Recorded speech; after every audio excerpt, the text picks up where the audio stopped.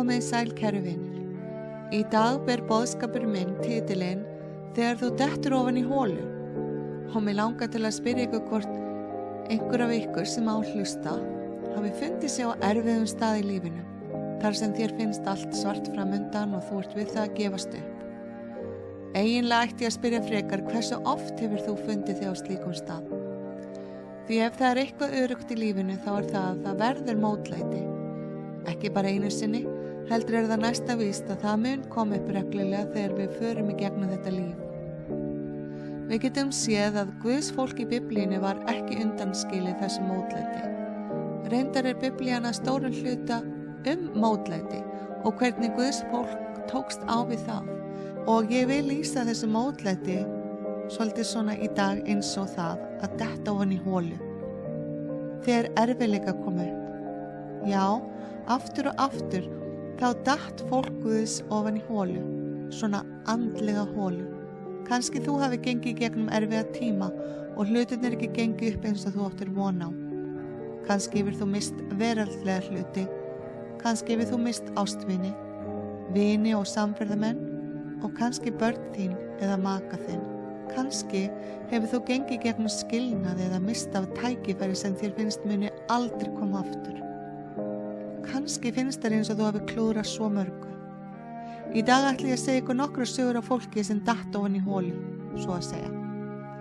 Og ég ætla að byrja á að tala um Pétur. En Jesús hafði sagt við lærisveina sína: Á þessari nóttu munu þið allir hafna mér, því að ritað er. Þá segir Pétur: Þótt allir hafni þér skal ég aldrei hafna þér. Jesús sagði við hann: Sannlega segi ég þér, á þessari nóttu áður en hani galar muntu 3 afneita mér. Pétur svarar: Þótt ég ætti að deyja með þér þá mun ég aldrei afneita þér. Eins töluðu allir lærisveinar. Já, það er margt sem mörg okkar hafa ef til vill sagt í lífinu, eitthvað sem við héldum að við myndum aldrei gera. Já, og hefðum jafnvel geta svari fyrir það. Já, það er margt sem verður á okkar lífsins vegi sem við gerðum ekki ráð fyrir, hugleitum ekki einu sinni að gæti gerst eða undirbyggum okkur ekki fyrir. Sorgir og missir hvers konar, vonbrigði með sjálfan sig og aðra. Við gerum ekki alltaf ráð fyrir slíkum hlutum. Við gerum ekki ráð fyrir einhver muni svíkja okkur eða hafna okkur eða gangi burt úr líf okkar. En þessi hlutir eru samt alltaf að gerast. Og þarna var Pétur og sór þann eið að yfirgefa aldrei Jesú. En áður en hann vissi hafði haninn galað og Pétur hafði 3 afneitað því að hann þekkti Jesú. Pétur datt ofan í holu. Holan sem hann var staddur í var kölluð ótti og ráðaleysi, vonbrigði, vonleysi, svartsýni, neikvæðni, myrkur. Pétur féll ofan í holuna þegar hann síst vildi eða hafði síst ráðgert að falla. Það er þessi hola þegar við vitum ekki hvað við eigum til bragðs að taka. Það er þegar við stöndum andspænis einhverju sem virðist svo stórt og mikið og vonlaust og við missum allan kraft. Það er þegar við höfum bara enga trú. Það getur verið að maki þinn sé yfirgefa þig. Það getur verið að þú sért að missa húsið þitt. Það getur verið að þú hafir fengið að vita hjá lækni að þú sért með ólæknandi sjúkdóm. Það getur verið að þú sért búin að missa alla trú á einhverju sem þér var dýrmætt og þú sérð enga leið. Stundum dettum við ofan í holu vegna okkar eigin gjörða. Stundum vegna þess að allur umheimurinn virðist eins og snúast gegn okkur. Utan að komandi öfl og aðstæður virðast vera okkur mótfallin. Já, vinir, það er á slíkum stundum sem Guðs fólk datt ofan í allar þær holur sem Biblían talar og eru þær fjölmargar. Við getum jafnvel séð okkur sjálf í þessum sögum sem ég mun tala í dag. Við sjáum aðra sögu og það er sagan Móse og það er fjölmörgu lífsreynslur sem hann átti með fólki Guðs. Þá segir í 2. Mósebók 15. kafla frá sigursöng Ísraelsmanna þegar þjóðin hafði upplifað hvernig Guð hafði frelsað þau frá hendi Egypta í gegnum Rauðahafið og steypt öllum óvildarmönnum í hafið. Og 15. kaflinn er einn allsherjar sigur gleði söngur hve drottinn er dásamlegur. En svo segir í lok kaflans: Móse lét Ísrael leggja af stað út í súr eyðimörkina gengu í 3 daga hana án þess að finna vatn. Þegar þeir komu til Mara, gátu þeir ekki drukkið vatnið þar, því það var rangt. Þess vegna nefnist staðurinn Mara. Þá möglaði fólki gegn Móse og spurði, hvað eigum við að drekka? Já, ekki nema 3 dögum eftir kraftaverk drottins, byrjaði biturð og mögl að herja fólkið. Og það segir í 27. versi, í lok kaflans, síðan komu þeir til Elím, þar voru 12 uppsprettur og 70 pálmar. Þeir tjöldu þar við vatnið og þar með sjá við að drottin sá þeim fyrir vatni að drekka. Guð alltaf trúfastur, en það stundum að við kannski trúum því ekki eða sjáum það ekki alltaf svo skýrt. Svo segir næst, því næst lögðu þeirra stað frá Elím. Allur söfnur Ísraelsmanna kom inn í sín eyðimörkina á 15. degi annars mánaðarins eftir brottför þeir úr Egyptalandi. Þá segir hér, þá möglaði allur söfnur Ísraelsmanna gegn Móse og Aron í eyðimörkinni og sagði við þá, betra væri okkur að við hefðum fallið fyrir hendi drottins í Egyptalandi þegar við sátum við kjötkallana, þegar við átum okkur sött á brauði. En þið hafi leitt okkur út í þessa eyðimörk til þess að láta allan þennan söfnuð farast úr hungri. Já, vinir, þarna var fólkið að mögla og kvarta. En hvað gerir drottin? Hann lét rigna brauði af himnum ofan. Manna var það kallað til þess að svara þessu mögli Ísraelsmanna. Og það segir hér, Móse og Aron sögðu við fólkið, hverjir erum við? Þið mögli ekki gegn okkur, heldur drottni. Já, þegar allt virðist svart framundan. Þegar allt sem þú áttir ekki vona myndi gerast. En svo gerist það. Þá gerist líka nokkuð annað að það er mikil hætta á að þú, líkt og fólk Guðs eða Ísraelsmenn á þessum tíma, dettur ofan í holu. Já, jável þó svo Guð hafi aftur og aftur bjargað þér í gegnum raunir. Við sjáum annað dæmi úr lífi Gídeons, sem var spámaður á tímum dómaranna. En drottin vitja hans þegar Ísrael hafði enn aftur fjarlægst Guð. Og engill drottins mælti til Gídeons, drottin er með þér, hugrakki hermaður. Þá sagði Gídeon við hann, ó herra minn, sé drottin með okkur, hví hefur þá allt þetta yfir okkur gengið? Og hvar eru öll dásendaverk hans sem feður okkar hafa skýrt frá og sagt, leiddi drottin okkur ekki út af Egyptalandi? En nú hefur drottin hafnað okkur og selt í hendur Mídíans. En drottin sneri sér að honum og sagði, farðu í styrkleika þínum og frelsaði Ísrael úr höndum Mídíans. Er það ekki ég sem sendi þig? Gídeon svaraði honum, æ drottin, hvernig ætti ég að frelsa Ísrael? Ætti mín er aumasta ættin í Manasse og ég smæstur í ætt minni. Þá sagði drottin við hann, ég verð með þér og þú munt sigra Mídíaníta alla sem einn. En Gídeon, sem hafði framælt að hans ætt væri aumust allra og hann sjálfur smæstur í ættinni, talaði enn meiri veikleika til drottins og bað Guð sönnun. Hefur þú til dæmis beðið Guð sönnun á tímum í þínu lífi, þegar þú gast ekki trúað að hann vildi frelsa þig úr nauðum eða svara bæn þinni? Já, Gídeon bað Guð að leggja út ull nótt og ef það yrði dögg á ullinni en jörðin alþurr, þá myndi hann vita að Guð ætlaði að frelsa Ísrael. Þannig setti Gídeon Guði skilyrði. En Guð gerði svo. En Gídeon var ofan í svo mikilli holu að hann varð enn að reyna drottin og segir, látt ekki reiði þína upptendrast gegn mér þótt ég tali enn einu sinni. Ég ætla aðeins einu sinni enn að gera tilraun með reiðið. Skal nú reiðið eitt vera þurrt, en jörðin öll vot af dögg og Guð gerði svo á þeirri nóttu. Reiðið eitt var þurrt, en jörðin öll dögg vot. Já, Gídeon líkt og öll Ísraels þjóð þarna var ofan í holu, í vantrú á Guð. Komum að 3. sögunni, en hún Naomi og Rut. Og Naomi hafði mist eiginmann sinn og báða syni sína. Og nú stóð hún í þeim sporum að þurfa að hverfa aftur til heimahagana, til Betlehem, til að verða sér út viðurværi og lífsafkomu. Og hún hafði Rut með sér, og Rut hafði nefnilega neitað að yfirgefa tengdamóður sína. Hún hafði sagt við Naomi, þitt fólk mitt fólk og þinn Guð minn Guð. Og urðu þær samferða til Betlehem. En þær komu þangað, varð mikið uppnám í borginni vegna þeirra og konurnar spurðu þar: Er þetta Naomi?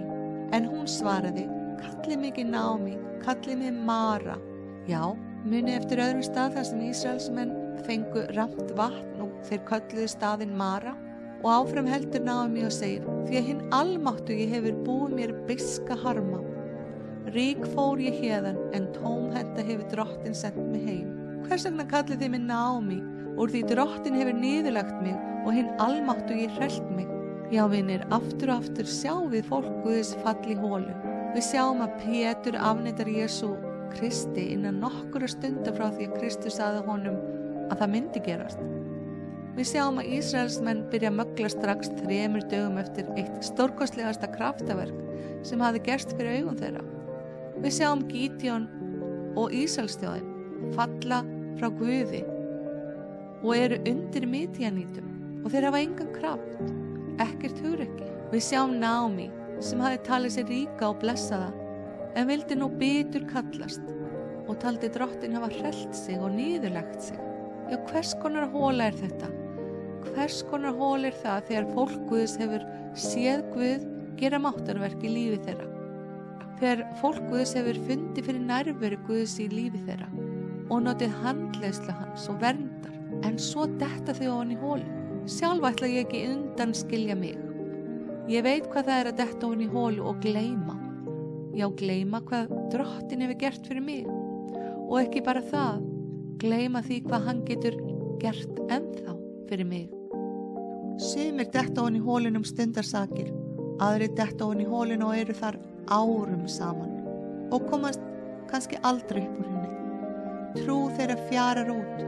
Þeir verði í hópi þeirra sem segja: Drottin hefur aldrei gert neitt fyrir mig. Þeir eru í hópi þeirra sem mögla og kvarta og verða neikvæðir eða neikvæðar. Bitrir einstaklingar. Það verður ekkert ljós í lífi þessa fólks. Ekkert salt til að krydda umhverfið sitt með. Engar reynslusögur til að segja öðrum hvað Guð hefur gert fyrir þau. Engir vitnisburðir, bara andlegu dauði, biturð. Og það versta er að slíkir einstaklingar geta stundum ennþá sótt kirkju og verið í kirkju. En það er bara engin kraftur, ekkert líf, engin gleði, engin breyting og engin sigur.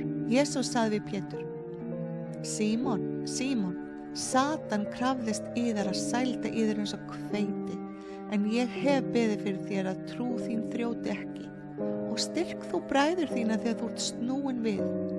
Þetta er að finna í Lúkasi 22. kafla 31. versi. Snúin við hvaðan? Getur við spurt. Hvaðan átti Pétur að snúa við? Jú, þegar Pétur er snúin við úr hólinu sem hann datt í. Þegar hann misti kraftin, hann var sá sem sagði: Í fangils og dauða minni fylgi þér. Sá kraftur sem Pétur hafði áður en allt var svart og hann misti alla trú.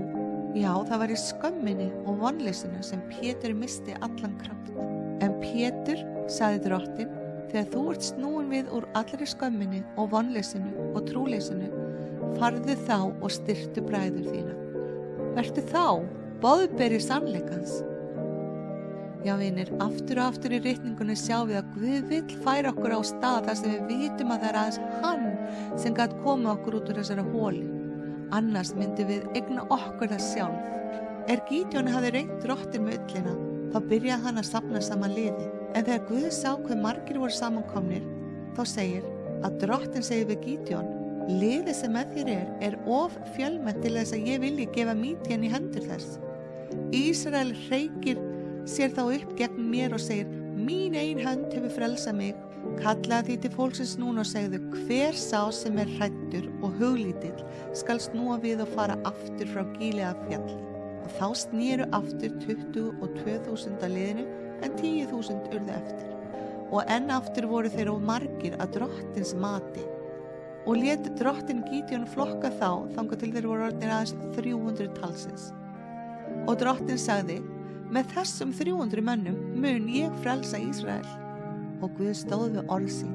Naomi, sem vildi láta kalla sig Mara, hina bitru konu, sem Guð hafði hrellt og niðurlagt, fékk að reyna að þegar hún einu sinni enn lærði að treysta Guði, þá sendi Guð henni lausn og frelsi. Rut, sem var hennar tengdadóttir, kvæntist Bóasi, sem var skyldmenni Naomi og vel stæður og virtur í samfélaginu. Já, hann tók bæði Rut og Naomi undir sinn verndarvæng og Rut var langamma Davíðs konungs síðir.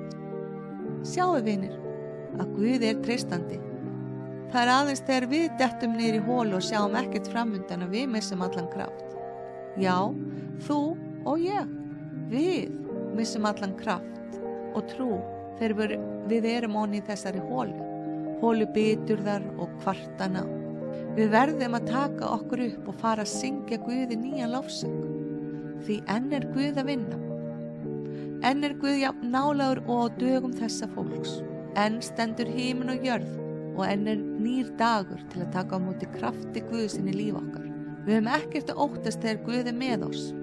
Hvað svo sem þú hefur gengið í gegnum, hvaða skipsbrot sem þú kannt að hafa orðið fyrir í lífi þínu, þá segi ég frá eigin brjósti og eigin reynslu að það var hola sem þú dast ofan í. Það kann að vera af þínum eigin gjörðum gert og já, eða blanda af því hversu ófullkomin við erum við mannfólkið.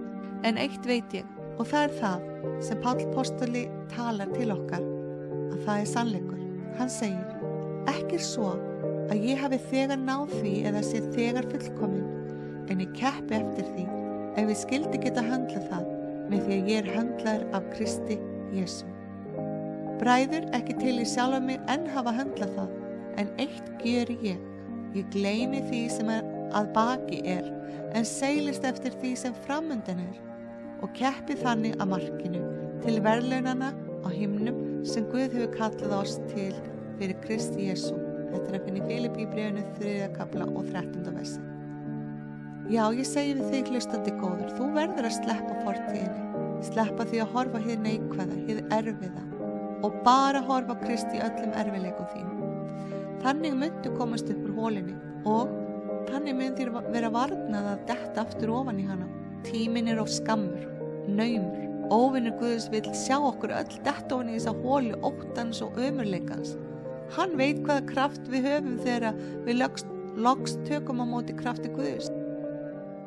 Hvernig haldið þið að Páll, postuli sem hafði drepið kristnamenn í 1000, hafi getað haldið áfram? Hefði skömm og vonleysi ekki átt að kæfa líf hans? En þvert á móti fékk hann kraftin með því að horfa bara á Jesú, á Guð. Já, vinur, ég hvet þig í dag til þess að sleppa fortíðinni með öllu því sem hún hafði. Slepptu einnig áhyggjum dagsins í dag. Leyfðu Guð að sýna þér hvernig hann vill sigra í lífi þínu svo munar, hvernig hann vill reisa þig upp úr holunni sem þú hefur ef til vill verið í allt og lengi. Leyfðu honum að kalla þig glaða eða glaðan en ekki bitra eða bitran. Leyfðu honum að kalla þig sigurvegara en ekki tapara. Þú ert barnið hans og allt getum við fyrir kraft hans sem okkur styrkan gerir eða styrk gerir. Í Jesú nafni ég bið. Amen.